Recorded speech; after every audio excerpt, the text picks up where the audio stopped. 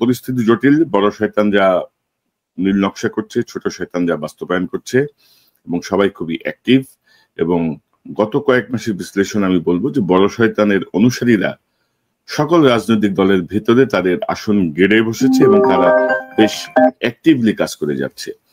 বিশেষ করে যে অপদার্থ অন্তর্বর্তীকালীন সরকার ডক্টর ইউনূসের নেতৃত্বে, বারবার বলা সত্ত্বেও কোনো পরিবর্তন হয়নি। তারেক রহমান সাহেবের সঙ্গে বৈঠকের পরে নির্বাচনের তারিখ এগিয়ে আসার পরেও যে পরিবর্তন বা গতিশীলতা প্রয়োজন ছিল সেটা হয়নি। এখন নানা রকমের পরিস্থিতি সৃষ্টি করে আমার ধারণা তারেক রহমান সাহেবের দেশে ফেরাটা ঠেকানো। বিএনপিতে ধরেন স্থায়ী কমিটির সদস্য সহ কিন্তু আমাদেরকে গালাগালি করে। হ্যাঁ, মানে এটা এক ধরনের মজা পাইছে আর কি। এটা বুঝেই নাই যে বহু রক্তচক্ষু অতিক্রম করে আমরা এই কাজগুলো করে যাচ্ছি গত 15-16 বছর ধরে। তো যাই হোক, এগুলো ধরেন হয় কি, একটা দল যখন কিছু শেখে না, বা বাংলাদেশের জনগণও তো খুব সহজে বিভ্রান্ত হয়ে যায়, মানে ভুলে যায় অনেক কিছু। তো সেই জায়গাটা থেকে আমি জানি না, আমরা যে চেষ্টাগুলো করছি সেই চেষ্টার সুফল আসলে আমরা ওইভাবে পাচ্ছি না, এবং নির্বাচনটাকে আরো প্রলম্বিত করা। কারণ আপনি জানেন যে 2 সপ্তাহ আগে জামাতের আমির বলছে এই পরিস্থিতিতে কিসের নির্বাচন। আসসালামু আলাইকুম দর্শক, শুভেচ্ছা নিন, আপনাদের সবাইকে স্বাগত জানাচ্ছি আজকের অনুষ্ঠানে। দর্শক, একটি জটিল পরিস্থিতি আবারও তৈরি হয়েছে। গত বছরের জুলাইতে যেমন হয়েছিল তেমনি একটি একটি গোলমেলে পরিস্থিতির মত সৃষ্টি হয়েছে। আপনারা বুঝতেই পারছেন সার্বিক যে পরিস্থিতি সেটি বিশ্লেষণে। এবং গত 12ই জুন ডক্টর ইউনূসের সাথে জনাব তারেক রহমান সাহেবের একটি বৈঠক হয়েছিল লন্ডনে। আজকে 14ই জুলাই, অর্থাৎ 1 মাস 2 দিন পার হয়ে গেছে। সেই বৈঠককে নিয়ে যে উত্তেজনা, যে আলোচনা, তার পরবর্তীতে নির্বাচনের একটি সমঝোতার মতোই হয়েছিল। একটি বিএনপি রাজি হয়েছে যে ফেব্রুয়ারিতে নির্বাচন হবে। ডক্টর ইউনূস ফিরে আসার পরে গত 1 মাসে কোনো উল্লেখযোগ্য কার্যকর কোনো অগ্রগতি আমরা দেখি নাই। সেই একই লটবহর চলছে, সেই একই উপদেষ্টা পরিষদ, সেই একই রকমের কি বলবো লেথার্জিক কার্যক্রম, ধীরে সুস্থে হেলে দুলে। তো এই জায়গাটা আসলে ফলাফল শূন্য, এটা আমরা বলতেই পারি। এই বৈঠকের কোনো সুফল আমরা দেখছি না আর কি, মানে দৃশ্যমান কোনো সুফল। পাশাপাশি বড় শয়তানের ছকে চলছে নীল নকশার বাস্তবায়নের চেষ্টা, নানামুখী খেলা চলছে। তো এই বিষয়গুলো নিয়ে আজকে আমার সঙ্গে আলোচনায় যোগ দিচ্ছেন বিশিষ্ট কলামিস্ট, লেখক, সাংবাদিক এবং মেরিন ইঞ্জিনিয়ার জনাব মিনার রশিদ। মিনার ভাই, আপনাকে স্বাগত জানাচ্ছি অনেকদিন পর। আসসালামু আলাইকুম, ধন্যবাদ করুন সারোয়ার ভাই, এবং এই অনুষ্ঠান এখন যারা দেখছেন এবং পরবর্তীতে যারা দেখবেন সবাইকে প্রীতি আর শুভেচ্ছা। মিনার ভাই, অনেকদিন পরে আপনাকে পেলাম। আপনার কাছ থেকে মূলত শুনবো, আপনার লেখাগুলো পড়ছিলাম আমার দেশের সম্পাদকীয়তে।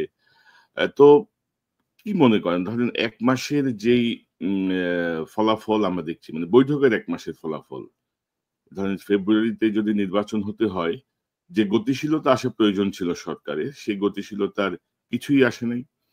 অনেক ধরনের বিষয় এখনো অমীমাংসিত, অনেক রকমের বিষয় এখনো হাতি দেওয়া হয়নি। তো সেই জায়গায় আপনি ফেব্রুয়ারিতে কিভাবে নির্বাচন করবেন? এখন আবার ধরেন যে ঘটনাগুলো ঘটছে, মানে আমরা যেটাকে বলতে যাচ্ছি বড় শয়তানের ছকে চলছে নীল নকশা বাস্তবায়ন, অর্থাৎ নির্বাচনকে পিছিয়ে দেয়া।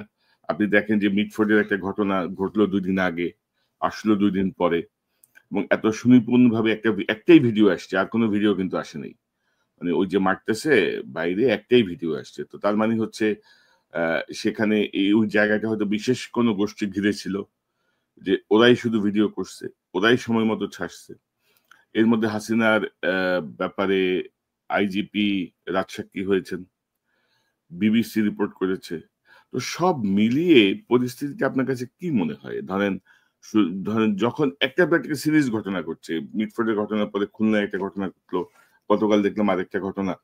আবার ধরেন যারা এটাতে উৎসাহী হচ্ছে, যেমন ধরেন এনসিপির ক্ষেত্রেও দেখলাম যে ওই যে 7 লাখ টাকা চাঁদাবাজির একটা ভিডিও ছেড়ে দিছে। আবার গতকাল দেখলাম আইফোন চাওয়া সংক্রান্ত একটা অডিও কল ছেড়ে দেওয়া হয়েছে। তো সব মিলিয়ে বড় শয়তানের ছক কি বুঝতেছেন আপনি? মানে বড় শয়তান একজন বলা ঠিক হবে না, শয়তান গণ আছে। না না, দেশে বিদেশে। এখানে আসলে অনেকে হয়তো ভুল বুঝতে পারে যে এখানে আসলে একজন শয়তান না, যারা কাজ করতেছে ডেফিনেটলি এটার এগেইনস্টে জাতির সাথে গণতন্ত্রের জাতির এগেনস্টে, গণতন্ত্রের এগেনস্টে যারাই কাজ করতেছে তাদেরকে আসলে আপনাকে শয়তানি বলতে হয়। আমরা হয়তো শয়তানকে চিনি না, কিন্তু শয়তান আছে সেই অস্তিত্বটা টের পাচ্ছি। এবং এই যে আমাদের শীর্ষ বৈঠকের, লন্ডন বৈঠকের পর আমাদের যে প্রত্যাশা অনেকটা বেড়ে গিয়েছিল, এখন এখানেও যেটা হয়েছে, আমি এখনো অনুরোধ করব সমস্ত রাজনৈতিক শক্তিকে, আপনারা হয়তো বিভ্রান্ত হচ্ছেন, আমাদের মনে হয় আর কি, কোনো আপনাদের মন্তব্য বিবৃতি দেখে বা ইন্টারনালি সেটা তো করবেনই, সেই প্রতিযোগিতা থাকবে, প্রতিদ্বন্দ্বিতা থাকবে, সেটা আমরা চাই সেটা হোক, কিন্তু এই সময়টা তো এটা রাইট না। এটা আপনাদের পলিটিক্যালি ইনকারেক্ট যে স্টেপগুলি নিচ্ছে, বেশি করে সবগুলি দলই বলা যায়, বিশেষ করে এনসিপি ধরেন, ওই কয়েকটা কথা সেটা আমার খুব খারাপ লেগেছে। যেরকম আমি তো নাহিদ এদেরকে আমরা পছন্দ করি, আপনার আমাদের সবার সাথে একটা ভালো আন্ডারস্ট্যান্ডিং, তারপরে সমালোচনা করতে হচ্ছে এই কারণেই যে বলে যে জনগণের সমর্থন না থাকলে, আমি কথাগুলি করে আনছি, দেখেন কিভাবে ঘোলাটে করছে পুরো পানিটাকে, যে জনগণের সমর্থন থাকলে দিল্লিতে যেতে হয় না, লন্ডনে যেতে হয় না। এইটাতে কি বুঝাইতে চাচ্ছেন? আপনাদের একটা সীমা আছে, এই সীমার বাইরে যায়েন না।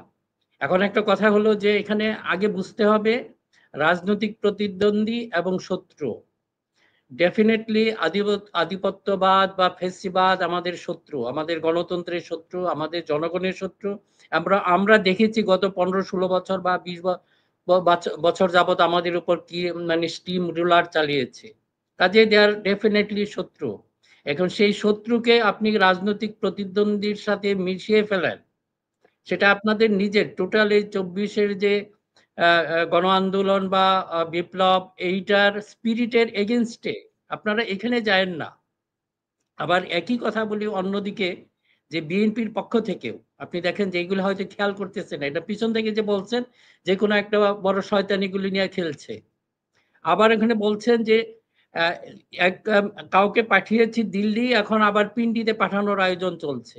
এইগুলি তো ভয়ঙ্কর বাই ন্যারেটিভ। আপনার তো পিন্ডির সাথে আমাদের এমন কিছু হয় নাই। এখন আপনাদের খেয়াল রাখতে হবে জিও পলিটিক্যাল, এই জিও পলিটিক্যাল একটা রিকোয়ারমেন্ট আপনাকে, যে আমরা অনুষ্ঠানে আসার আগে যেটা বলতে চাচ্ছিলাম, একটা উদাহরণ দিয়ে, অনেকে হয়তো পছন্দ করেন না ইরানি সিস্টেম বা ইমাম খোমেনিকে, কিন্তু তার একটা প্রজ্ঞাবান দেন একটা স্টেপ দেখেন, যেটার জন্য এখন পর্যন্ত এরা সারা পৃথিবীর এগেনস্টে টিকে আছে। সমস্ত মানুষ, এমনকি মুসলিম বিশ্বেরও তো খুব একটা সমর্থন ছিল না, ইদানিং হয়তো কিছুটা এসেছে। এখন ওই সময়ে প্রথম যখন খোমেনির জাস্ট ওদের ওই বিপ্লবের পরপরই, তখন তাদের যে খোমেনির খুব কাছের একজন আয়াতুল্লাহ ছিলেন, আমি নামটা আমার মনে নাই, ওনার সাথে একটা দ্বন্দ্ব বেজে যায়। ওনার কথা হলো কি, যে আপনি এই যে একটা ইসলামিক বিপ্লবের পর যে সোলজারগুলি হবে, সৈনিক যারা হবে, তারা ইসলামিক ক্যারেক্টারিস্টিক সব বজায় থাকতে হবে, তাদের চরিত্র, তাদের আচরণ সেরকম হতে হবে, তা না হলে আমরা সৈনিক ওইভাবে পারবো না। উনি বলছিলেন যে আমাদের কোয়ালিটি মেনটেন করতে হবে, কোয়ান্টিটি না। কিন্তু খোমেনির কথা ছিল উল্টা, উনি বললেন না, আজকে এটা আমাদের জিও পলিটিক্যাল রিকোয়ারমেন্ট। আমি যদি বসে থাকি শুধু ওই ইসলামিক স্পিরিটের সোলজারের জন্য, আমি এই রাষ্ট্রকে প্রোটেকশন দিতে পারবো না, একটা পলিটিক্যাল পার্টি দরকার।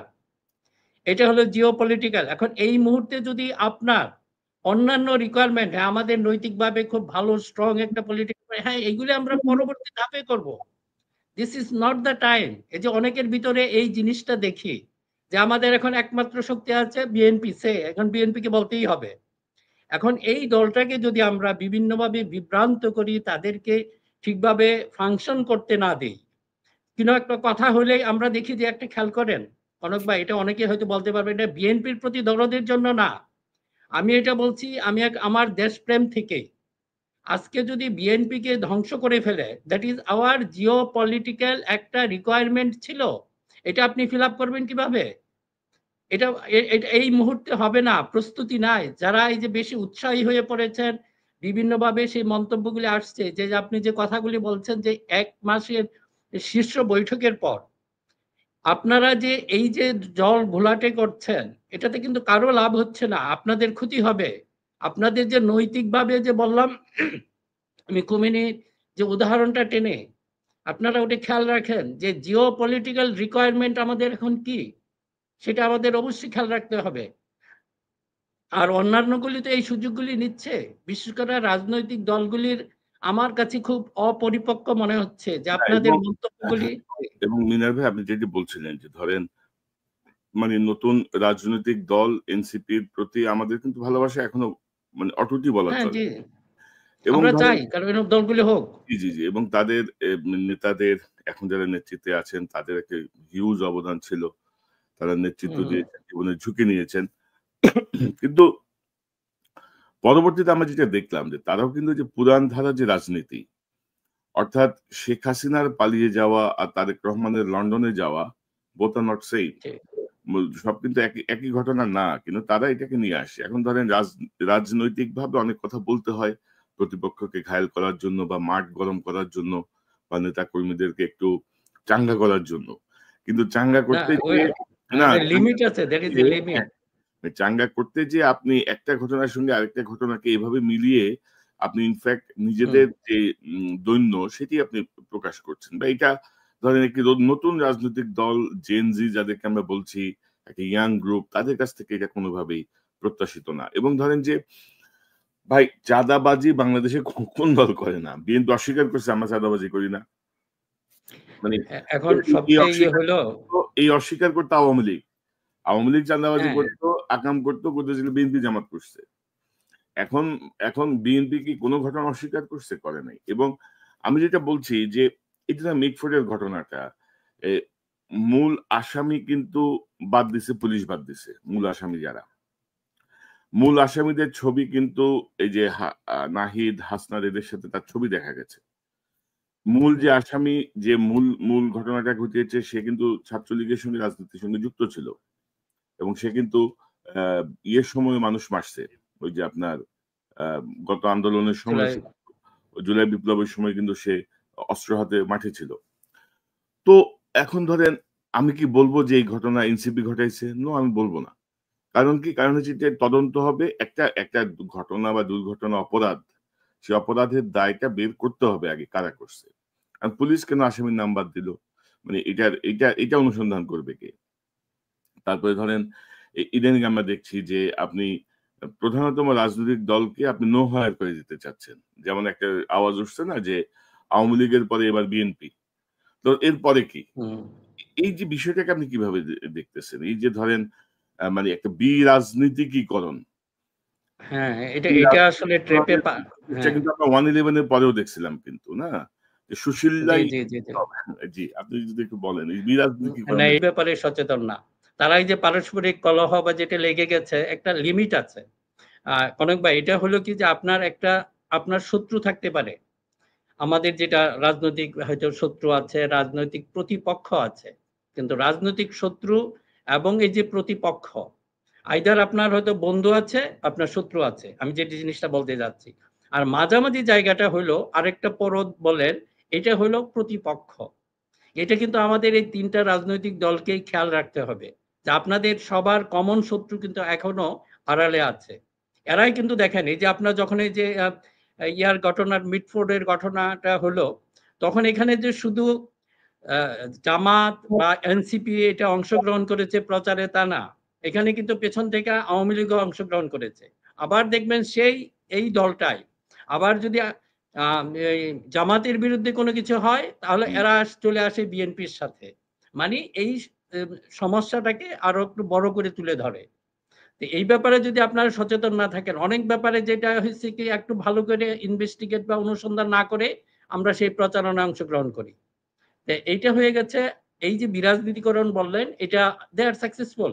ওই পিছন থেকে যে বড় শয়তানের কথা বলেছেন সে কিন্তু অ্যাক্টিভ, সেই ১/১১ থেকেই।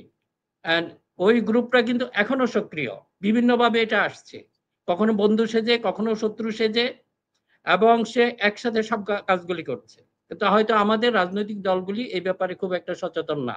এজন্য আমি সবাইকে অনুরোধ করব, যখন আপনারা এই যে পারস্পরিক কাদা চোরাচুরি করেন, this is not the time. আপনাদের কিন্তু এখনো যে মূল টার্গেট অ্যাচিভ হয় না। দেশে গণতন্ত্র এখনো যদি বলেন এখনো ফিরে আসে না। এটা একটা জায়গায় রাখা হয়েছে, এতে সেফ কাস্টডি বলেন আমাদের গণতন্ত্র। বললাম যে ডক্টর ইউনিভার্সিটি নৃশংসভাবে হত্যা করা হয়েছে। পুরো পৃথিবীর কাছে বাংলাদেশের ভাবমূর্তি নষ্ট হয়েছে। বাংলাদেশ ছোট হয়েছে, কিন্তু অপরাধ তো অপরাধী। তো এখন ধরেন এই অপরাধের যেই রাজনৈতিক সংশ্লিষ্টতা, সেটি নিয়ে দেখেন একটা ধরনের কামড়াকামড়ি শুরু হয়ে গেছে। কিন্তু এই যে ধরেন এই যে জায়গাটা, প্লাস ধরেন বিশেষত জামাতকে কিন্তু ধরেন সবাই মনে করতো যে অত্যন্ত দল, মানে কি বলবো, আহ ডিসিপ্লিন, সুচিন্তিত, সুসংগঠিত। ডিসিপ্লিন এবং সুচিন্তিত ভাবে তারা পদক্ষেপ দেয়। তো জামাতও আপনি যদি দেখেন যে আফটার 5th অগস্ট হাসিনা পালায় যাওয়ার পরে একবার হাসিনারে ক্ষমা করে দিচ্ছে, একবার আওয়ামী লীগরে ক্ষমা করে দিচ্ছে, একবার বিএনপির আক্রমণ করতেছে, মানে তাহারা কি করিবে তাহারাই বুঝিতে পারিতেছে না, এমন একটা অবস্থা আর কি। তো এই অবস্থা কেন হইলো বলেন তো, সমস্যাটা কোথায়? মানে ধরেন যে ইরেসপন্সিবল স্পিচ যা বলে আর কি, আপনি এক একটা কথা বলছেন, আবার আপনি দুঃখ প্রকাশ করছেন, আপনি ক্ষমা চাচ্ছেন, আপনি আবার ব্যাখ্যা দেওয়ার চেষ্টা করছেন যে আমি আসলে এভাবে বলি নাই, এভাবে হয়েছে, যে বিষয়গুলো কিন্তু জামাতের ক্ষেত্রে আমরা অতীতে দেখি নাই। তো মানে জামাতের বিষয়টাকে আপনি কি মনে করেন? ধরেন তারা ধরেন 16 বছর ধরে বিএনপি জামাত কিন্তু গালি শুনে আসছে উভয় দলই, যা কিছু হয়েছে বিএনপি জামাত। তো সেখানে এসে তাদের মধ্যে একটা প্রচ্ছন্ন বিভাজন। পাশাপাশি জামাতের জায়গাটা আমি যদি বলি যে বর্তমান যে বৈশ্বিক রাজনৈতিক পরিস্থিতি, মানে ইসলামিক রাজনীতি বা ইসলামিক কোন শক্তি যে কোন দেশে যদি কি বলবো শক্তিশালী অবস্থান তৈরি করার চেষ্টা করে, তার কনসিকুয়েন্সেস কি হইতে পারে বর্তমান বিশ্ব প্রেক্ষাপটে? মানে এখানেও তো তাদের মধ্যে কোনো কৌশলী কোনো অবস্থান আমরা দেখছি না। বাংলাদেশের মানুষ ধর্মভীরু, ধর্ম পালন করে, কিন্তু কেউ জামাত বা পীরতন্ত্র বিশ্বাস করে খুবই কম। মানে আপনি হয়তো সোয়াবে আসায় অনেক জায়গায় যেয়ে বসে থাকে, কিন্তু ভোট দেওয়ার সময় তারা তাদের মতো করে সিদ্ধান্ত নিয়ে ভোট দেয়। আপনি একটু যদি বলেন ইসলামিক এই পলিটিক্স। হ্যাঁ, এখন উইথ দ্য ডেমোক্রেটিক নর্মস এর সাথে এবং সাধারণ মানুষের কাছে, এখন মনে করেন যে একটা, এই কথাটা আমি আমার গতবারের লেখা এটা উল্লেখ করেছি যে এখন ইসলামিস্টদের মধ্যে একটা বেসিক যে সমস্যাটা এখনো রয়ে গেছে, মানুষের আস্থার জায়গাটা আপনি যেটা বললেন ওটার যে বড় কারণ হলো, মনে করেন ওনার ডেমোক্রেটিক ওয়েতে নির্বাচিত হলো, তাহলে এটা কি ওনারা ইসলামিক বিপ্লব ভাববেন কিনা, এবং পরে যদি পরবর্তী সময় ক্ষমতা ছাড়বেন কিনা ডেমোক্রেটিক ওয়েতে, এই আস্থাটা এখনো কিন্তু ওনারা নিজেরাও সেটা শো করতে পারেন নাই বা এটা কাজ করতে পারেন নাই, এবং একইভাবে মানুষেরও সেই আস্থা এখনো সৃষ্টি হয় না। এই কাজটা ওনাদের করতে হবে। হ্যাঁ, আপনি যদি এখন ডেমোক্রেসির জন্য কোনো সমস্যা নাই, ডেমোক্রেসি এটাকে ইসলামকে থ্রেট মনে করবে না, কিন্তু আপনাকে সেই জায়গায় যেতে হবে যেটা আনোয়ার ইব্রাহিম দেখিয়েছেন কিংবা এরদোগান ওনারাও দেখিয়েছেন। এখন যদি জামাত ওইভাবে যেতে পারে বা অন্যান্য ইসলামী দলগুলি যেতে পারে, আমার তো মনে হয় না কোনো সমস্যা হবে। কাজেই ওনারা এই সমালোচনাগুলিকে, আমি এটা ইয়ার ক্ষেত্রে বললাম যে এগুলি একটু ভেবে দেখা দরকার। আর বর্তমান যেটা ওয়ার্ল্ডে কিন্তু একটা নেগেটিভ ধারণা সেটা আছে, একটা ভীতি আছে, সাধারণ মানুষ একটা ভীতি আছে, কিন্তু আপনাদের অ্যাকশন যদি ওই ভীতিটা আরো বাড়িয়ে দেয়, সেটা তো মনে হয় যে আপনার আদর্শের ক্ষেত্রেই কি বলবো যে এক ধরনের বৈপরীত্য দেখিয়েছেন। আচ্ছা আচ্ছা, আপনাদের আদর্শের কথা তো বলতেছেন, একটা বিষয় একটু বলি। হঠাৎ করে দেখলাম যে মানে জামাত চরমনাই এক হয়ে গেছে। মানে আমার কাছে বিষয়টা ধরেন একটু অবিশ্বাস্যই মনে হচ্ছে আর কি, যে এইটাও দেখতে হবে। আপনার মনে আছে নিশ্চয়ই যে এরশাদ বিরোধী আন্দোলনের সময় হাফিজ হুজুর সাহেবও ট্রাই করছিল সবাইকে এক প্ল্যাটফর্মে আনতে। তখনও কিন্তু ইমান আকিদা বিষয়ের কারণে কিন্তু ইসলামিক দলগুলা কিন্তু দেখেন কোরআন হাদিস সব এক, কিন্তু ইমান আকিদার জায়গায় তারা কিন্তু কেউ কারো বিশ্বাস করে না, মানে এই আসে না আর কি। তো হঠাৎ করে এই যে একীভূত হওয়া, একত্রিত হওয়া, এবং ধরেন যে হাসিনার যে প্রচারণা যে আওয়ামী লীগ না থাকলে বাংলাদেশ জঙ্গি রাষ্ট্র হয়ে যাবে, এবং এখনো ধরেন বিভিন্ন ইস্যুতে যেভাবে আমাদের হেফাজত, আমাদের ইসলামিক দলগুলোকে কিন্তু একটা গ্রুপ ব্যবহার করে, কিন্তু শুধু তাদেরকে মাঠে নামায় ওই ছবিগুলো পশ্চিমা বিশ্বে পাঠায় যে দেখো অবস্থা বাংলাদেশে। তো এই ইমান আকিদা আবার ঠিক হয়ে গেল, মানে এটার পিছনে কি কোনো নীল নকশা, বড় শয়তানের কোনো কারসাজি, প্রেসার, কৌশল, কি মনে করেন? মানে হঠাৎ করে এইখানে আমার মনে হয় যে কয়েকটা জিনিস এখানে আছে। ধরেন আসলে ওই বিএনপির সাথে যেহেতু জামাতের একটা দূরত্ব সৃষ্টি হয়ে গেছে, এই জন্য হয়তো বা বিএনপির উপর একটা চাপ তৈরি করার জন্য সেটা হয়তো জামাতের পক্ষ থেকে সেটা করা হয়েছে। আর চরমোনাইয়ের পক্ষ থেকে চরমোনাইকে যদি আমরা খুব ক্লোজলি স্টাডি করি, ওনাদের অতীত ইতিহাস, তাদের যে আনুগত্য বা তাদের যে তাদের উপর কতটুকু আস্থা রাখা যাবে, এটা মনে হয় না যে জামাতে খুব একটা রাখতে পারবে বা খুব একটা কমফোর্টেবল হবে না। চরমোনাইয়ের সাথে যে জামাতের ঐক্যটা খুব কমফোর্টেবল হবে না, বরং তাদের একা থাকায় আমার মনে হয় যে সেটা ভালো হবে। যদিও তারা এটা করছে আপনার কিন্তু ওই ভয়ে, আপনি যে কথাটা বললেন। আর এইগুলি তো পলিটিক্যালি এগুলো তো হতেই পারে, যুগ বিয়োগ হতেই পারে। না, যোগবিয়োগ হতে পারে, কিন্তু হঠাৎ করে এই যে হঠাৎ করে ইমান আকিদা ঠিক হয়ে গেল সবার, এটা হচ্ছে প্রশ্ন আর কি। এবং ধরেন যে আসতেছে, মানে ইসলামিক দল তো ভাই ইসলামিক মানে কিছু জিনিস ফলো করে, তাই না? মানে ইসলামিক আইডিওলজির জায়গাটায় এতদিন ধরে দেখলাম যে মিল নাই মিল নাই, ওরা ভুল পথে আছে, হঠাৎ করে এক হয়ে গেল। এগুলো আসলে একটু চিন্তা করার বিষয় আর কি। তো মিনা ভাই, হঠাৎ করে আমরা দেখছি যে ধরেন এই যে মানে আমি কিন্তু বিভিন্ন সময় বলেছি যে সরকার কিন্তু নানা রকম অস্থিতিশীল পরিবেশ সৃষ্টির চেষ্টা করে, মানে কোর্ট করছে, মানে বা করানো হচ্ছে। যেমন ধরেন সচিবালয়ে হঠাৎ করে চাকরির বিধিমালা অধ্যাদেশ, হঠাৎ করে মুক্তিযোদ্ধা অধ্যাদেশ, হঠাৎ করে এটা। তো যে কাজগুলো হওয়ার কথা ছিল 1 মাসের মধ্যে, ইদানিং যখন ধরেন নির্বাচনের বিষয়টা নিয়ে যখন একটা প্রস্তুতি বা সামনে এগিয়ে যাওয়ার ব্যাপার আসছে, তখন আপনি দেখবেন যে হঠাৎ করে 18 জন বিচারককে বরখাস্ত, অবসর, বাধ্যতামূলক অবসর। গতকাল দেখলাম 4 জন পুলিশকে বাধ্যতামূলক অবসর। আজকে আবার দেখলাম হচ্ছে কি যেন, এই যে আজকে আবার দেখলাম মানে কি বলবো, ওই যে অনেকের আপনি ব্যাখ্যান্ত দেন, আপনি সুষ্ঠুভাবে নির্বাচনের দিকে যান। এবং যেসব গ্রাউন্ডে এই যে পুলিশকে বরখাস্ত করা হয়েছে, বলা হয়েছে দীর্ঘদিন অনুপস্থিতির কারণে, এটা তো পালাইছে। আপনি দীর্ঘদিন অনুপস্থিতিটাকে আপনি সামনে নিয়ে আসলেন, কিন্তু গণহত্যার সময় এরা যে যুক্ত ছিল, সে অপরাধে আপনি কিন্তু 11 মাসের মাথায় এসে বরখাস্ত করছেন, তা হচ্ছে অনুপস্থিতি। 18 জন বিচারক, আজকে আমার দেশে একটা রিপোর্ট দেখলাম যে মানে বিচারকদের 80% এখন হচ্ছে আওয়ামী লীগের বিচারক। আওয়ামী লীগের অপরাধীদেরকে পুলিশ ধরে দেয়, এরা জামিন দিয়ে দেয়। একজন আমাকে বলছিলেন যে 164 এর মানে স্বীকারোক্তিমূলক জবানবন্দি বা মূল আসামির বক্তব্য থাকার পরেও মানে নির্দ্বিধায় জামিন দিয়ে দিচ্ছে কোর্ট। তো কি মনে করেন যে আজকে আবার ধরেন আমাদের আসিফ নজরুল আবার বলছে যে আইন উপদেষ্টা বলছে যে ধরেন এই 11 মাসে বিচারের যে নমুনা আমরা দেখছি, তো আপনি জুলাই গণহত্যার বিচার এই সরকারের আমলে যদি হয়, তো এই সরকারের আমল তো হইতে হবে 10 বছরের। না, এখন আসলে তাদের মূল কাজ যেটা ছিল যে নির্বাচনের দিকে যাওয়া, কিন্তু আমাদের ধরেন একটু সুশীল বলেন বা সাধারণ মানুষের একটা সমর্থন পাওয়াতে এরাও মনে হয় যে এগুলি সব ভুলে গেছে। তো এইটা আলটিমেটলি ক্ষমতার মনে হয় এক ধরনের স্বাদ আছে, কারণ ডক্টর ইউনূসের ভিতর ওনার জন্য এটা খুব একটা কিছু না, কিন্তু বাকিদের জন্য অনেক কিছু। কারণ এরা যতটুকু আমার কাছে যেটা মনে হয়, এটা বললে আবার অনেকেই অপছন্দ করেন, যে এক ধরনের তাদের ওই যে বললাম না ক্ষমতার স্বাদ পেয়ে গেছে, যেভাবে হোক এটা লম্বা করতে চাচ্ছে, এই ধরনের একটা প্রবণতা আছে। আর আমার মনে হয় এই কারণেই যে পলিটিক্যাল পার্টিগুলির মধ্যে যে এখনো বলেছে তাদের মধ্যে একটা মিনিমাম আন্ডারস্ট্যান্ডিং থাকা দরকার, কিন্তু ওনারা সবাই জানে না একটা যে বড় শয়তান বললেন যে এদের একটা বিরোধী বিরাট একটা শক্তি কিন্তু এদের পিছনে আছে, এবং এরা যদি সাকসেসফুল হয়ে যায়, এটার জন্য এই দেশের রাজনীতি, দেশের গণতন্ত্র আসলে আরো হুমকির মুখে পড়বে। আমি দেখলাম যে বিএনপির পক্ষ থেকে বেশি বিএনপির অ্যাক্টিং চেয়ারম্যান বারবার কিন্তু এটা সতর্ক করছেন, বাকিরা এটা শুনছেন না। ওনারা মনে করতেছেন যে এটা শুধু ওনার জন্যই, এটার জন্য না, সামগ্রিক রাজনীতির জন্যই খারাপ। কাজেই কনক ভাই, আমিও যে জিনিসটা আছে যে আমরা চেষ্টা করি একটা প্ল্যাটফর্ম আপনার দরকার, বিশেষভাবে আপনার যে প্ল্যাটফর্মটা আছে, এখান থেকে এই মেসেজগুলি যাক। এখন সময় না, ইট ইজ পলিটিক্যালি ইনকারেক্ট এখন এই মুহূর্তে। আপনারা যে কাজগুলি করছেন সবাইকে, আমরা একজন দুইজনকে বললে বাকিরা আবার আগে রেগে যাবে।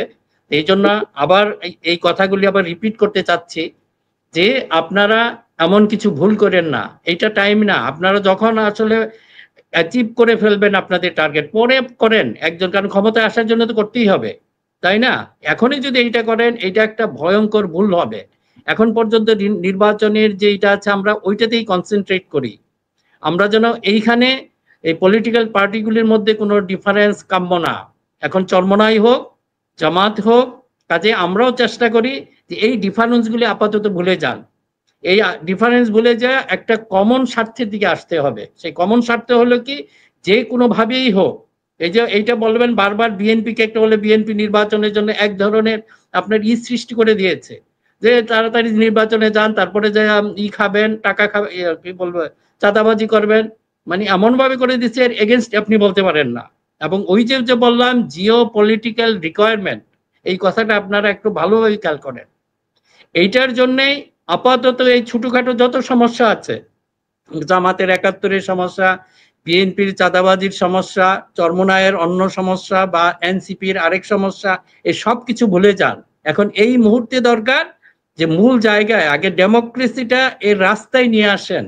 এটা যে কোনো মুহূর্তে যদি এটা হয়ে যায়, আমরা কিন্তু ভয়ঙ্কর খাদের মধ্যে পড়ে যাব, ওখান থেকে আর কেউ উঠতে পারবো না। মিনার ভাই, ধরেন ভারতের যেই অবস্থাটা আমরা দেখছি আর কি, ধরেন আমি তো বলবো যে বাংলাদেশের এই ৫৪ বছরের ইতিহাসে মানে শহীদ প্রেসিডেন্ট জিয়াউর রহমানের পরে ডক্টর ইউনূসই ভারতের সাথে চোখে চোখ রেখে কথা বলছে, বা মানে তার যে সেই গার্ডসটা দেখিয়েছে, এর আগে কিন্তু কেউ দেখাইতে পারে নাই, মানে ভারতকে প্রেসারে রাখা। তো সেই জায়গাটায় ধরেন বিএনপি তো ভুল করছেই, আমরা কিন্তু ভারতের জায়গাটা ইদানিং ভুলে যাচ্ছি, এবং হাসিনা যে ওখানে বসে আছে সেটাও ভুলে যাচ্ছি। বাংলাদেশের বহু সেনা কর্মকর্তা, বহু উচ্চপদস্থ গোয়েন্দা কর্মকর্তা ভারতের আশ্রয়ে আছে। তো র কি তাদেরকে এমনি এমনি পুষতেছে? তো র তো এইসব খেলা খেলবেই। আপনি যদি জাস্ট ঘটনাগুলো, মানে মিটফোর্ডের ঘটনা, খুলনার ঘটনা, অমুক জায়গার ঘটনা, টোটাল ঘটনা বিশ্লেষণ করেন, আবার ধরেন এনসিপির চাঁদাবাজির ঘটনাগুলো সামনে আসছে, আবার ধরেন এই যে পরিস্থিতিটা, অর্থাৎ এই মানে আপনি 1/11-এর আগে ২৮ অক্টোবরের লগি বৈঠার দিকে খেয়াল করেন, যে বিভৎসতা, মানে মিটফোর্ডের ঘটনায় কিন্তু যার পর নাই সবাই কিন্তু মানে আহত, মর্মাহত। এ কি করলো, এটা কি হইলো? প্রাথমিক দায়টা গেল বিএনপির উপরে। ঘটনার প্রকাশিত হওয়া ২ দিন পরে, ঘটনা প্রকাশিত হওয়ার আধা ঘন্টার মধ্যে মিছিল হইলো যে তারেক রহমান জবাব চাই। ইডেন কলেজে ছাত্রদল থাকতে পারবে না, বুয়েটের ছাত্রদল থাকতে পারবে না, জগন্নাথের ছাত্রদল থাকতে পারবে না, অর্থাৎ বিএনপির পোস্টার ছেড়া হচ্ছে। অর্থাৎ ধরেন টোটাল বিষয়টা যদি আমি দেখি একেবারে নির্মোহ দৃষ্টিকোণ থেকে, তাহলে একটা মানে খেলার কিছু আলামত স্পষ্ট। আবার ধরেন বিএনপি তো ভুল করছে। বিএনপি জাতীয় সরকার চায়নি, বিএনপি চুপ করে সরাইতে চায়নি। বিএনপির যে রোলটায় থাকার দরকার ছিল, বিএনপি তো ছিল না। মানে আমাদের এই যে পাকা রাজনীতিবিদ যা কি ধান্দায় খালি নির্বাচন করছে আমি জানি না। মানে তাদের জন্যই তো ভালো হইতো না, তাদের নির্বাচনের জন্যই তো ভালো হইতো। এখন কনক ভাই, যে দেখেন মিটফোর্ডের ঘটনাটা, এটা কিন্তু আসলে আমাদের টোটাল রাজনীতির এগেনস্টে, টোটাল গণতন্ত্রের এগেনস্টে, কিন্তু আমাদের রাজনৈতিক দলগুলি ভাবছে এটা শুধু বিএনপির এগেনস্টে করা হয়েছে। এটা কিন্তু আসলে একটা মারাত্মক ভুল। আর বিএনপির ব্যাপারে যে জিনিসটা আছে, এটা অবশ্যই সমালোচনা করতে হবে। যে কথাগুলি বললেন, হয়তো দেখেন যে জিয়াউর রহমান বা ম্যাডাম জিয়ার, ওনারা কিন্তু জনগণ তাদেরকে, ওনাদের মানে কি, তাদের মাইন্ডটা সহজে রিড করতে পারতেন। কিন্তু এই যে বিএনপির কিছু ঘটনা, আমি বিএনপি নেতৃত্ব উইথ ডিউ রেসপেক্ট আপনাদের বলছি, এটা আসলে বোঝা যায় না আপনারা কেন এই কাজগুলি করছেন। অনেক কিছু আপনাদের যে ন্যারেটিভ, এগুলি সাধারণ মানুষের কাছে বোধগম্য না, কিন্তু কাজে এই ফিডব্যাক গুলি নিতে চেষ্টা করেন। আগের জেনারেশন যেটা হয়েছে, এই যে আপনি দেখেন কিছুদিন আগে আমরা দেখলাম সেই যে এক ধরনের নিরপেক্ষতা বা নিরপেক্ষ পার্সোনালিটি তৈরি করার একই কাজ কিন্তু এখন বিএনপি করছে। এই যে আপনার কয়েকদিন আগে দেখলাম যে আপনার নামগুলি একটু উল্লেখ করলেই ভালো হবে, যে আব্দুল নূর তুষার বা অন্যান্য সহ কিছু বুদ্ধিজীবী, যেগুলি আমরা জানি এদের রেকর্ড, ট্র্যাক রেকর্ড আমাদের জানা আছে, তাদেরকে আপনারা নিয়ে এসে এখন কি করছেন, মনে করছেন যে আমরা বিএনপির কাজে ব্যবহার করতেছি। তা না, আপনারা সেই একই কাজ করেছেন আগের যেটা ছিল, যে আপনার ওই যে ইফতেখারুজ্জামান, তারপর সুলতানা কামাল, এদেরকে কিন্তু নিরপেক্ষ বানিয়েছে বিএনপি। মাঝে মাঝে একটু কথা বলতেন, ওগুলি হাইলাইট করে মনে করতে আমার পক্ষে বলছে, কিন্তু এর মাধ্যমে যে তাদেরকে নিরপেক্ষ বানিয়ে ফেলছেন, এবং পরবর্তী সময় আপনাকে আরো বড় একটা ব্যাম্বো দিবে, এটার জন্য আমরা দেখেছি। এবং একই কাজ এখনো হচ্ছে। এখন এই যে আপনি কনক ভাই যে কথাগুলি বললেন, যে এই ব্যাপারে অবশ্যই সজাগ থাকতে হবে, এবং সবচেয়ে বড় কথা হলো আপনারা কি করছেন, আপনাদের মাইন্ড যেন জনগণ স্পষ্ট বুঝতে পারে। আমরা কিন্তু কনফিউজড মাঝে মাঝে, কিছু কাজ কেন করেছেন আমরা জানি না, এখনো কিছু কিছু উদ্যোগ নিচ্ছেন এটা জানি না। ওই যে আমি বললাম যে জিও পলিটিক্যাল রিকোয়ারমেন্ট এটা আপনাদের উপরই ন্যস্ত, এবং সে কারণে আপনাদের মাইন্ডটা স্পষ্ট করে পড়া জনগণের জন্য দরকার। এবং এই দায়িত্বটা, আরেকটা ব্যাপার হয়েছে কি যে আমরা এই যে বারবার ঐক্যের কথা বলছি, এটা কিন্তু মূল দায়িত্ব বিএনপির, কিন্তু বিএনপির পক্ষ থেকে এমন কিছু নেগেটিভ আসছে যেটা ঐক্য না, এটা অনৈক্যের সুর দেখা যাচ্ছে। আপনারা রাজনৈতিক প্রতিপক্ষকে শত্রু বানিয়ে ফেলেন। আমি যদি বলি প্রথম দোষ কিন্তু এটাই ধরতে হবে, যদি আপনি এখানে আসেন আসল সমাধান চান, সবচেয়ে উপরে যে আছে তাকে ধরতে হবে। এটা তাকে ধরেন তাহলে সবকিছু ঠিক হয়ে যাবে। নিচের গুলি তো তারা করবেই, হয়তো অনেক সময় টিট ফর ট্যাট এগুলি করে, কিন্তু মূল দায়িত্বটা এখনো বলবো সেটা বিএনপি। আমি বিএনপির সমর্থক হয়েও এই সমালোচনাটা করছি বারবার এই কারণেই, কিন্তু আমাদের মূল জায়গায় হাত দিতে হবে। আপনারা যদি এমন কিছু বলেন যে এখন এই কথাটা আবার স্পষ্ট করে, না হলে হয়তো কনফিউশন সৃষ্টি হবে। এখন নতুন করে একটা ন্যারেটিভ তৈরি করেছেন, কাকে আপনারা এখন পিন্ডিতে পাঠাবেন। আমার প্রশ্ন হলো, পিন্ডি আপনার কি ক্ষতি করেছে গত 50 বছর? হ্যাঁ, এটা হয়তো অনেক সময় বলার সময় আমরা বলি দিল্লি না পিন্ডি, এটা একটা আমাদের ইয়ে এসে গেছে সাধারণ, এটা হয়তো কোনো মিন করে না। কিন্তু আপনি যখন কাউকে পিন্ডিতে পাঠাতে চান, জামাত ইসলামকে দেখতে পারেন না, তাকে পিন্ডিতে পাঠাতে হবে কেন? পিন্ডি কেন অ্যাকসেপ্ট করবে জামাত ইসলামকে? জামাত ইসলামের সাথে আমার তো মনে হয় না যে পাকিস্তানের যে সম্পর্ক, বরং বিএনপির যে সম্পর্ক, বিএনপির যে 19 দফার মধ্যে 16 দফায় 16 নম্বর দফাটা একটু ভালো করে পড়ে দেখেন। এখানে বলছে যে সমতার ভিত্তিতে আন্তর্জাতিক সম্পর্ক হবে, দেশগুলির সাথে সম্পর্ক সৃষ্টি হবে এবং মুসলিম দেশগুলির সাথে সম্পর্ক উন্নয়ন করতে হবে। আপনারা বলেন ওখানে কি ব্র্যাকেটে লেখা আছে পাকিস্তান বাদে? তাহলে তো ওটা নাই। কিন্তু আপনারা এখন পিন্ডিকে খোঁচা মারেন কেন?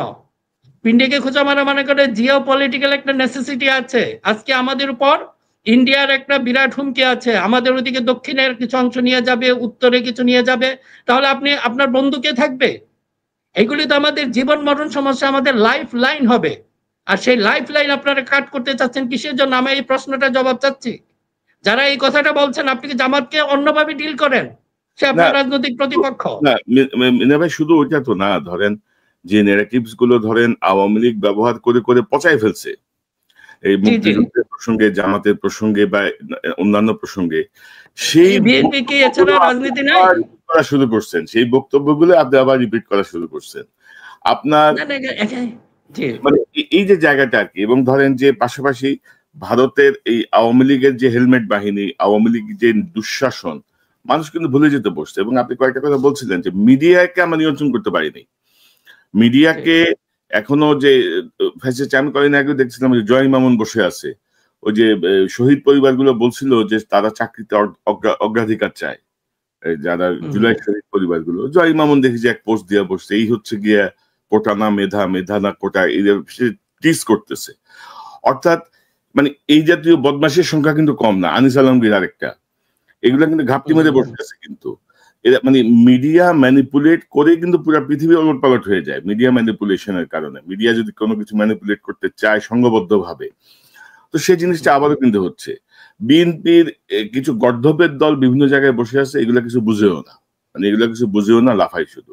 মানে অনেকটা সময় হয় কি যে আমরা আসলে বিএনপির বর্তমান অবস্থার জন্য কিন্তু প্রথম আলো ডেইলি স্টার গ্রুপটা দায়ী। কিন্তু প্রথম আলো ডেইলি স্টার গ্রুপটা, তারা ধরেন যেই ন্যারেটিভস তারা দিচ্ছে, হাওয়া ভবন, তারেক রহমান, সবকিছু মিলায় গত 16 বছরে 17 বছরে আওয়ামী লীগ সেগুলো প্রমাণ করতে পারে নাই, এত এত দুর্দান্ত প্রতাপ নিয়েও।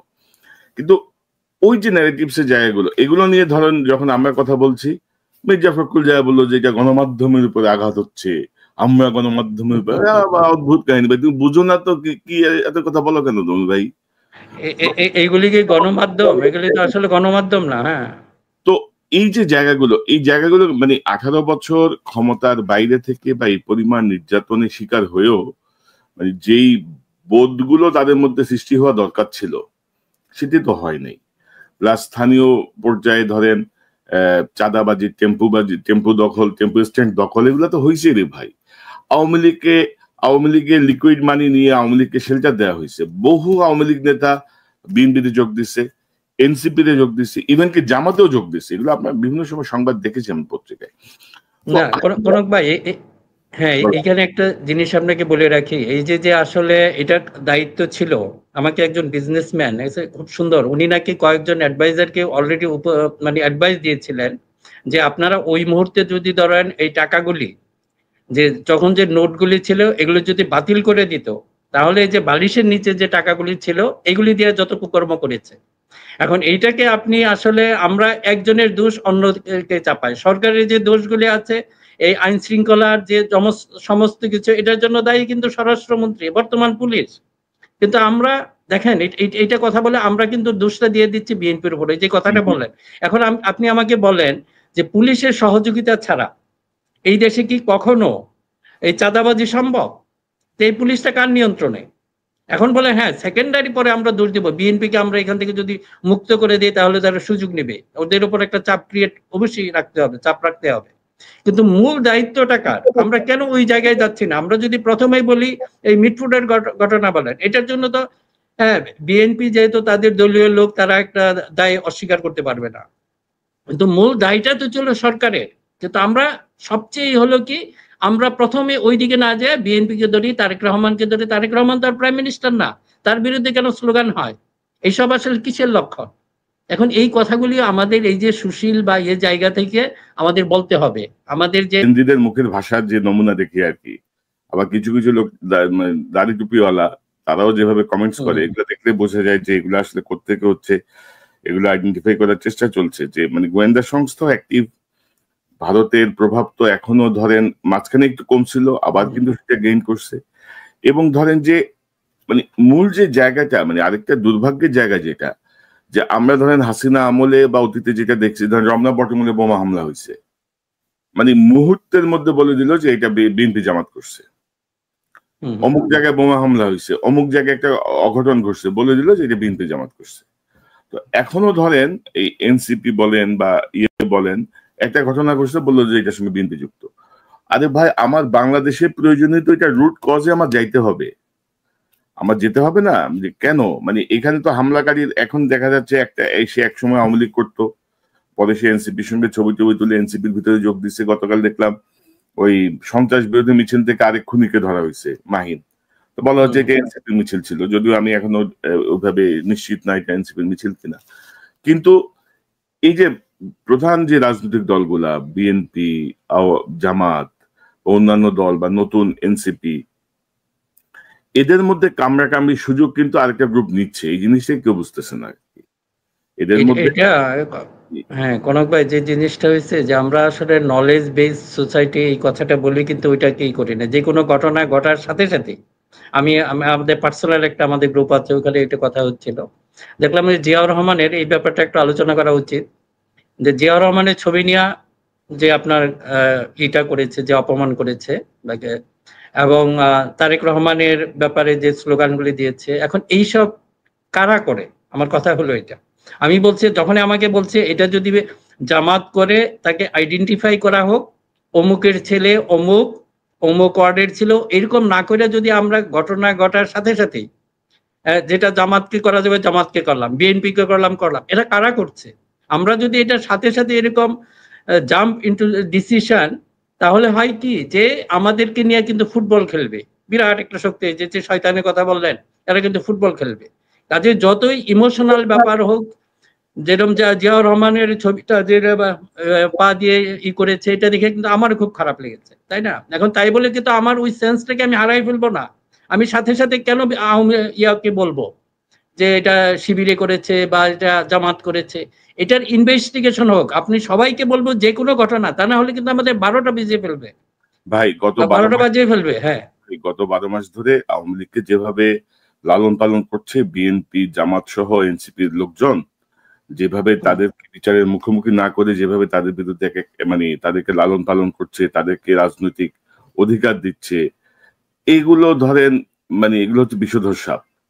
এদের টাকার অভাব নাই, এদের শয়তানি বুদ্ধির অভাব নাই, এবং যার ফলাফল আপনার সামনে আরো আরো আরো ভোগ করতে হবে। তো এই মুহূর্তে আসলে আমাদের করণীয় কি? তারেক রহমান সাহেব দেশে যাওয়ার কথা শুনি, আবার শুনি যাচ্ছেন না, আবার শুনি যাবেন। তো আমার মনে হয় যেন ভারপ্রাপ্ত চেয়ারম্যানকে বিএনপির যারা স্থানীয় পর্যায়ের নেতা আছে, স্থানীয় পর্যায়ে মানে কি, মানে বাংলাদেশ থেকে যারা বিএনপিকে পরিচালিত করছেন, আমার মনে হয় যে এখানে কোনো একটা গ্যাপ আছে, বুঝছেন তো। হয় তারা তারেক রহমানকে রিড করতে পারছেন না, অথবা তারেক রহমানের কাছে যে ইনফরমেশন গুলো যাচ্ছে সেগুলো অসম্পূর্ণ ইনফরমেশন। কারণ ভাই, এই যে আমি যে এখানে বসে আছি, আমার আশেপাশে কি আছে আপনি জানেন? আপনার আশেপাশে কি আছে আমি জানি। হুম। স্ক্রিন তো এতটুকুই, ধরেন আপনার স্ক্রিন আমি বড় করে দিলাম, কিন্তু ওই ফ্রেমের বাইরে তো আমি যেতে পারবো না। কিন্তু আমি যদি আপনার সামনে বসে কথা বলি, আমি বুঝতে পারি যে কোথায় কি আছে, তাই না? হুম, হুম। কি আছে কোন মানে না এখন তো তারেক রহমান সাহেবের আসলে যত ঝুঁকিই থাকুক, আমার মনে হয় যে মানে কিছু একটা করা উচিত আর কি। মানে এভাবে রান করতে পারে না। আমরা এনসিপির উপর থেকে ক্রমাগত আস্থা হারাচ্ছি।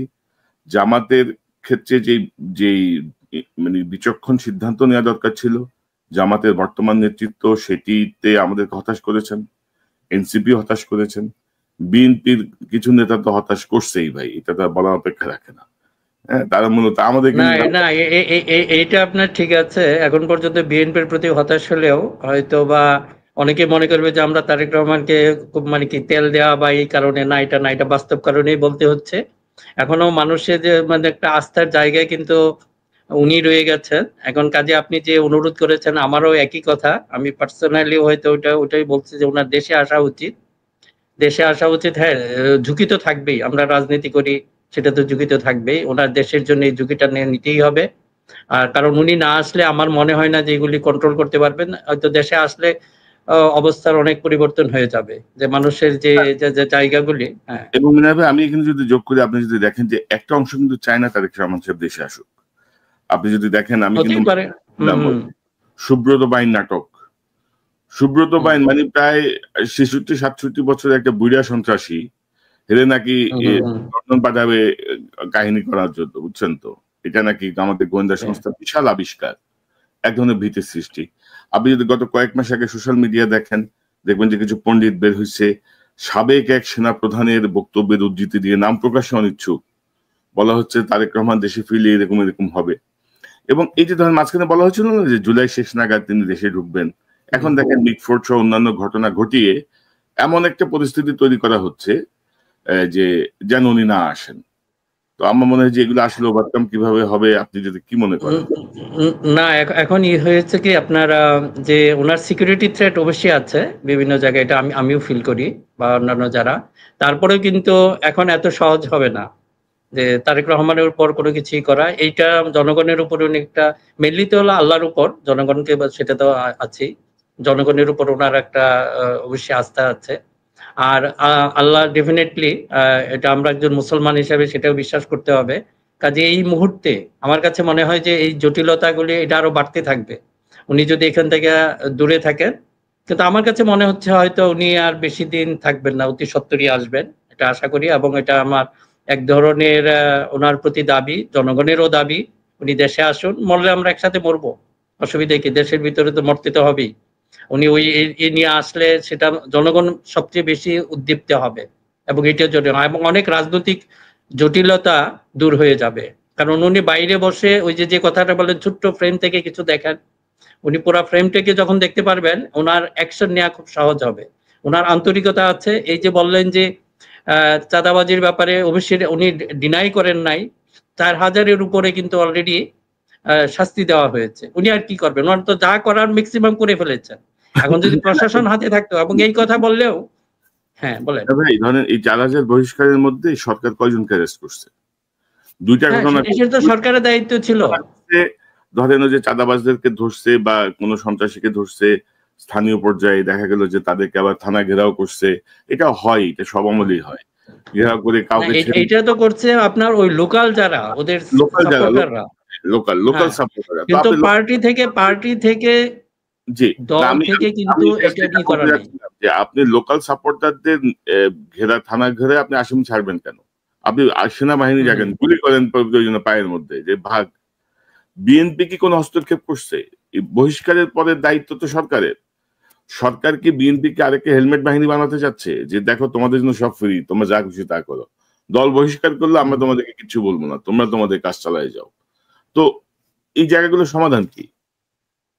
না এখন কনক ভাই, যে এই যে জিনিসটা হয়েছে যে আমাদের এটা, আমি আবার বললাম যে এই যে টেম্পোবাজি বলেন বা এগুলি বলেন, যে এই যে প্রচারণা, যেটা হয়েছে এটা তো সত্যতা অবশ্যই আছে, এবং এটার বিরুদ্ধে যে একটা এটাকে ব্যবহার করা, প্রচারণা না বলে যে এই জিনিসটাকে হয়তো আমাদের শুধুমাত্র যে বিএনপির এগেনস্টে ব্যবহার করা হচ্ছে তা না, আপনারা কিন্তু খেয়াল রাখেন এটা কিন্তু আমাদের টোটাল সামগ্রিক রাজনীতি, আমাদের গণতন্ত্রের এগেনস্টে ব্যবহার করা হচ্ছে। এটা আপনারা বুঝতে পারতেছেন না, যারা মনে করতেছেন এখান থেকে অনেকে হয়তো ফায়দা নিতে চাচ্ছেন, পলিটিক্যাল ফায়দা বা অন্যান্য, এটা কিন্তু একটা মারাত্মক ভুল হবে।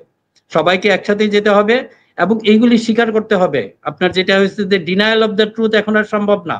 এখন বিএনপি হোক বা যে কোনো দলই হোক, এগুলি তো আপনি কিভাবে রাখবেন? আপনার যদি 18 কোটি মানুষের হাতে এখন প্রায় আপনার ক্যামেরা আছে, এরা সিটিজেন জার্নালিস্ট হয়ে গেছে, যে কোনো কিছু তুলে ফেলবে। কাজেই এখনকার প্রেক্ষাপট এটা কিন্তু যারা পরবর্তী ক্ষমতায় আসবেন তাদেরকে কিন্তু অবশ্যই ভাবতে হবে এটাকে কিভাবে ডিল করবেন। শুধু এখন যে গণমাধ্যম শুধু না, গণমাধ্যমকে ডিল করা, সামাজিক সোশ্যাল মিডিয়াকে ডিল করা, এটাকেও কিন্তু আপনাদের পলিসির মধ্যে নিতে হবে, তা নাহলে কিন্তু এটা একটা আসলেই খুব জটিল অবস্থা হয়ে দাঁড়াবে। আর এই কারণে আমি সবার প্রতি অনুরোধ থাকবে, আপনারা এই ছোটখাটো যে ডিফারেন্স এগুলি থাকবেই, আপনি এটা কখনোই করতে পারবেন না, কিন্তু এইগুলি আমাদের ভুলে যে আমাদের বৃহত্তর স্বার্থে এক হতে হবে। আমরা যদি এই কাজটা না করি কিন্তু যে ক্ষতি হয়ে যাবে শুধু বিএনপির হবে না, এটা কিন্তু সবারই হবে। এবং যদি এই যে কচু কাটা যে হবে, যেটা এটা আমরা তো জানি সম্ভাব্য, এটার হাত থেকে কেউ রক্ষা পাবেন না, এবং এরা ভয়ঙ্কর আমরা দেখেছি। কাজে এইগুলি রাজনৈতিক প্রতিপক্ষকে শত্রু বানায়েন না, আর শত্রু মিনিমাইজ করে ফেলেন। আর এটা হ্যাঁ, এটা সময় আছে, আপনি আগে টার্গেট অ্যাচিভ হয়ে নেই, আমাদের গণতন্ত্র ফিরে আসুক, পরে গণতান্ত্রিক ফাইট বা আমরা সেটা করবো, একজন আরেকজনের সাথে করবোই। কারণ আমি ক্ষমতায় যেতে চাই, আপনিও ক্ষমতায় যেতে চান, এটা না, this is not the time. আর আপনার হচ্ছে সোশ্যাল মিডিয়া কন্ট্রোল করা বা সোশ্যাল মিডিয়ার করা মানে গালাগালি করা না, মানে মামাসি ধরে গালাগালি করলেই মনে করে যে মানে অতীতের ধারাবাহিকতা আর কি, মনে করে যে দিসি গাইলে আরে বেটা, মানে this is not the way. এবং মানে কাহিনীটা কি রে ভাই, এত সুশীল হয়ে গেলেন আপনারা? কি নির্বাচন কি 5 বছর পরে হইলে কি আপনার ভোট বাড়বে আরো মনে করেন আপনি? বাড়বে না। তো যাই হোক, এখন এই জায়গাগুলো কে কারে বোঝাবে ভাই বলেন? এখন আমাদেরকে এবং এই কারণেই করক ভাই যেটা হয়েছে যে এটা সমস্ত সমাধান হবে যদি তারেক রহমান উনি দেশে ফিরে আসেন, তাহলে পরিস্থিতি অনেকটা নির্বাচনমুখী হয়ে পড়বে, আমার কাছে যেটা মনে হয়, আই ফিল দিস ওয়ান। এবং জামাত সহ অন্যান্য যারা আছেন, আমি পজিটিভ অর্থে আপনাদেরকে বলবো যে আসলে এখন কি বলবো, সামগ্রিকভাবে আপনারা তাকান যে বিএনপি বিপদে পড়লে আপনার যে লাভ হবে এটা কিন্তু না, এটা কিন্তু খেয়াল রাখেন। পিছনে গিয়ে যে অনেক কিছু আছে সেটা হয়তো আপনিও জানেন না। কাজেই বিএনপি বিপদে পড়লে জামাতের লাভ হবে, ক্যালকুলেশন কিন্তু সহজ না, কিংবা এনসিপি লাভ হবে, এটা সহজ না। বিপদ সবার একসাথেই আসবে, এবং সবার প্রতি অনুরোধ। হ্যাঁ, এবং ধরেন আমি তো পার্সোনালি বা আমরা কয়েকজন মিলে কিন্তু আমরা কিন্তু ইউনূস সাহেব কিন্তু সমর্থন দিচ্ছিলাম, কিন্তু আমরা চাচ্ছিলাম যে সিস্টেমের পরিবর্তন হোক। কিন্তু ইউনূস সাহেবের মোটিভেশনাল স্পিচ ছাড়া, মোটিভেশনাল কথাবার্তা ছাড়া, কাব্যিক কথাবার্তা ছাড়া ওনার অ্যাডমিনিস্ট্রেটিভ কোনো কিছুই আমরা আসলে পাইনি, যার ফলে আমি খুবই বিরক্ত হয়ে উঠছি। মানে এইভাবে দেশ চলে না আর কি। আপনি নোবেল লরিয়েট ডক্টর ইউনূস, আপনার ব্যক্তিগত ক্যারিশমা অনেক কিছুই থাকতে পারে, কিন্তু সরকার পরিচালনার দায়িত্ব নেওয়ার পরে আপনার কাছে আমার বাকি সব মানে পর্দার আড়ালে চলে যাবে, আপনার বর্তমান ভূমিকাই চলে আসবে। সেই জায়গাতে আপনি আসলে কি করছেন, এবং আপনি এখনো সে অপদার্থ গুলারে নিয়ে হালচাষ করতেছেন। আপনি মহান, আপনি কেন্দ্রিক আবর্তিত হচ্ছে আর কি, মানে আপনি হাইলাইটেড, আপনার পেছনের একদল মানে কতিপয় ছাগল ধ্বংস করে দিচ্ছে সবকিছু। দুই একজন আছে ভালো কাজ করছে, কিন্তু সেটা হাতে গোনা, এতটাই নগণ্য যে রাষ্ট্রের সাথে এই রাষ্ট্রের যেই পরিবর্তন, এত জীবন দানের পরে, এত জনসম্পৃক্ত বিপ্লবের পরে এই জাতীয় মানে লেথার্জিক কার্যক্রম সমর্থন করার কোনো কারণ নাই আর কি, কোনোই কারণ নেই। এবং আপনার এই বিপ্লবই আপনারা ভুলে গেছেন কিনা কে জানে, মানে এই যে এরকম একটা বিপ্লব পরবর্তী আসছেন সেটাই ভুলে গেছেন কিনা আল্লাহ মালুম। তো এই হচ্ছে কি অবস্থা আর কি। তো ভাই আপনার সর্বশেষ মন্তব্য শুনি। আমাদেরকে ভাই গাইল্লা শেষ করে ফেলাই দিচ্ছে, বুঝছেন তো। আর ওই হাসিনা আমলে বলতো লন্ডন থেকে টাকা আসে, এখন স্পেসিফিক বলতে পারে না কোত্থেকে আসে। হ্যাঁ, কি যেন বলে, কত টাকা পাইছো, কত টাকা পাইছোস, বুঝছেন তো। বিএনপি সমালোচনা করেন, বিএনপি গাইলে শেষ করে ফেলাবে। এনসিপি তে কিছু বলেন, এনসিপি গাইলে শেষ করে ফেলবে। বিএনপির পক্ষে কিছু যাক, এনসিপি জামাত মিলে গাইলে শেষ করে ফেলাবে। ভাই এইটা কি ধরনের জিনিস দাঁড়াচ্ছে? মানে না, এক বছরও তো পুরে নাই এই পরিমাণ রক্ত এবং এই পরিমাণ জীবনের পরে এই পরিমাণ অসহিষ্ণুতা, এই পরিমাণ ব্যক্তি কেন্দ্রিক, মানে আত্মকেন্দ্রিক বা নিজেই ক্ষমতায় যাব, হ্যান করব ত্যান করব, এটা কি মানে কোনো কথা হইলো বলেন তো? আচ্ছা, আমার সর্বশেষ যে কথাটা হলো যে আজকে তো অনেক সমালোচনা করেছি, যে আপনাদের সবার প্রতি অনুরোধ থাকবে যে এই সমালোচনাগুলি এটা হলে আমরা কারেক্টিভ, আপনাদের ধ্বংস করার জন্য করি না। আপনারা যেগুলি করেন বা পিনাকিদা এবং ইলিয়াস, অনেকে হয়তো বিএনপি নট কমফোর্টেবল, হয়তো পিনাকিদার একটু সমস্যা, আমি একটু রিকোয়েস্ট করব যে ওনাকে, যে এই যে আমাদের এটা বুঝতে হবে, আমরা যদি এই যে বললাম জিও পলিটিক্যাল রিকোয়ারমেন্ট, এখন এটাকে যদি হ্যাঁ আমরা পারফেক্ট চাই, পারফেক্ট সেটা হয়তো পরবর্তী সময় হতে পারবে, কিন্তু যেটা আমরা সমালোচনার জন্য কোনো টোটাল ইনস্টিটিউশনটাকে যেন আমরা না করি। আমার যে রিকোয়েস্ট হলো, আর আপনাদের প্রতি যেটা করে এগুলো আসলে না বুঝে করে, আমি বলবো যে যে অনেকে যেটা করছে, কিন্তু টপ লেভেল থেকে আপনি যেটা বলছেন হয়তো অনেকেই করে, মিড লেভেলে আমি বলবো। এগুলা নিয়ে আমাদের কোনোই মাথা ব্যথা নেই, আপনি যা খুশি তা করেন। আমি জানি যে আমি কি করছি, আমি জানি যে আপনার ইয়ার সাথে আপনি, হ্যাঁ তাই না, সো আপনার কিছুই যায় আসে না। কারণ এইসব যদি আপনি ধরেন হাসিনার আমলে তো মানে গোয়েন্দা সংস্থার পেইড এজেন্টরাই কাজ করছে আমাদেরকে ডিমোরালাইজ করার জন্য। তো এখনো সেই প্রক্রিয়া অব্যাহত আছে। গোয়েন্দা সংস্থা যে উজ্জ্বল হয়েছে সেটা আমি বলছি না, তারাও আছে, আওয়ামী লীগ আছে, মানে সব মিলাই যে পরিস্থিতিটা আর কি। এবং আরেকটা গুরুত্বপূর্ণ বিষয় জাস্ট একটু হাইলাইট করে আমরা অনুষ্ঠানের শেষের দিকে শেষ করব। ধরেন গতকাল কি কারণে তোরে যে চিহ্নিত ওই যে হাসিনার ভাগ্নি টিউলিপ, তারটা সহ কেন স্থগিতাদেশ দিতে হবে? সে তো এই মামলায় কোনো পক্ষভুক্ত হয়নি, তাই না? মানে দেখেন এগুলো কিন্তু সব কিন্তু খেলা, কিন্তু আমরা ওভারঅল কিন্তু মনে করি যে ও আচ্ছা দিছে হাইকোর্ট, কিন্তু এই কি মানে এটা নিয়ে কে কথা বলবো বলেন তো? ওইখানে তো মুরব্বী আসিফ নজরুল বসা, মুরব্বী আসিফ নজরুল বুঝে এগুলা নাকি সেই করাইতেছে আল্লাহ জানে। তো যাই হোক, মিনা ভাই আপনাকে অসংখ্য ধন্যবাদ। আপনার লাস্ট মন্তব্যটা একটু শুনি। হ্যাঁ, যেটা বলছিলাম যে আপনাদের ব্যাপারটা, যে জিনিসটা আমার মনে হয় যে জনগণ সেটা বুঝতে পারবে, আর আমরা যদি আলটিমেটলি দেশের ভালো চাই, দেশের গণতন্ত্রের ভালো চাই, কাজে এটার মধ্যে সমস্যা হবে না, একটু ডিফারেন্স থাকবে, কিন্তু এই ডিফারেন্সটা যেন স্থায়ী কোনো ক্ষতির কারণ না হয়, সেটার দিকে আমরা যদি সবাই খেয়াল রাখি তাহলে আর কোনো সমস্যা হবে না। আর আপনারা যে কাজগুলি করছেন, আপনাদের বিশেষভাবে তিনজনের উপর যে অনেকেই খুব নাখুশ, সেটা থাকবেই ইন্ডিভিজুয়ালি, কিন্তু আমার শুধু অনুরোধ থাকবে যে আমরা যেন ওই ইনস্টিটিউশনগুলিকে ধ্বংস না করে দিই, এটা এমন সমালোচনা যেন না করি যেটার ওটা ক্ষতি হবে। ঠিক আছে, ভালো থাকবেন। আপনাকে অসংখ্য ধন্যবাদ আপনার মূল্যবান অংশগ্রহণের জন্য। আপনি একটু ফ্রি থাকেন নিয়মিত, আপনি যেন পাই আগের মতো, আপনি অনেক ব্যস্ত হয়ে গেছেন। আমরা নিয়মিত ভাবে আপনার বিশ্লেষণ শুনতে চাই, কথা বলতে চাই। আপনাকে অসংখ্য ধন্যবাদ।